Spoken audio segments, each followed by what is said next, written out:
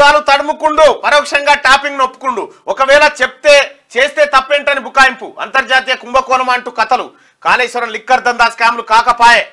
పక్కోడి జీవితంలోకి తొంగి చూడడం సభ్యతేనా మీ స్వార్థం కోసం జీవితాల్ని ఆగం చేస్తారా చేసిన పాపాలకు ఇంకా సిగ్గురాట్లే జనం తన్నినా క్యాడర్ ఉమ్మినా డ్రామారావుకు ఇజ్జత్ అనిపించట్లే ప్రజలకు మంచి చేయడం మీ దృష్టిలో చెడ ఏమి డ్రామారావు నీ వల్ల దేశానికి ఉపయోగం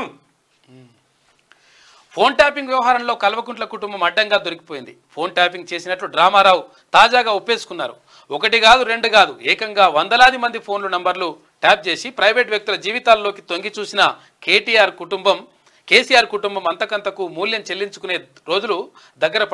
పడ్డాయని చెప్పాలి గుమ్మడికాయ దొంగలు ఎవరంటే భుజాలు తడుముకున్నట్టు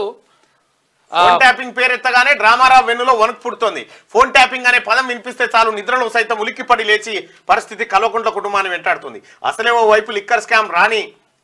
కవిత తిహార్ జైల్లో ఊచెల్లెక్క పెడుతుంది మరోవైపు కాళేశ్వరం కుంభకోణంలో కేసీఆర్ అడ్డంగా దొరికిపోయిండు తాజాగా డ్రామారావు ఫోన్ ట్యాపింగ్ వ్యవహారంలో దాదాపుగా చిక్కుకుపోయారని చెప్పాలి తాజాగా కేటీఆర్ మల్కాజ్గిరి పార్లమెంట్ నియోజకవర్గ పరిధిలో ఓ కార్యక్రమంలో మాట్లాడుతూ ఒకరిద్దరు లంగలు దొంగల ఫోన్లు ట్యాపింగ్ చేస్తే తప్పేంటి అదేమైనా అంతర్జాతీయ కుంభకోణమా సీఎం రేవంత్ ఫోన్ ట్యాపింగ్ వ్యవహారంలో నన్నేం చేయలేవు అంటూ చెప్పుకొచ్చారు అయితే నిజానికి ఒకరిద్దరు ఫోన్లు ట్యాప్ చేయాలన్నా కేంద్రం అనుమతి తప్పనిసరిగా ఉండాలి ఈ సన్నానికి తెలియదా కానీ మరి కేంద్రం ఎందుకు సపోర్ట్ చేస్తలేదు ఫోన్ ట్యాపింగ్ మీద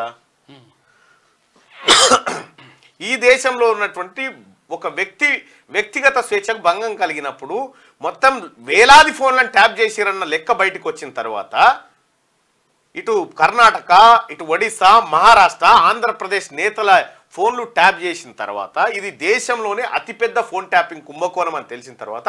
మోడీ ఎందుకు సపోర్ట్ చేస్తలేడు అనేది ప్రశ్న ఇది పెద్ద నేరం ఇది